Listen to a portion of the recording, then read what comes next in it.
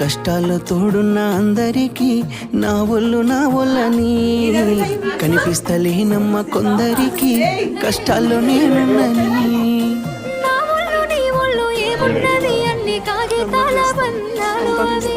కాగితాలే జీవితాలనుకొని అయినోళ్ళనే వదులుకుంటారయ్యా. బాగుంటే 10 మంది వస్తారయ్యో చుట్టాలై మన ఇంటికి, లేకుంటే వదిలేసి పోతారయ్యో అయినోళ్ళే ముమ్మాటికి. చూస్తున్న చుట్టంత కళ్ళతోని జరిగేది నాటకమే, నా ఒళ్ళు మా ఒళ్ళు అనిపించేది చేత చెల్లేటి కాగితమే.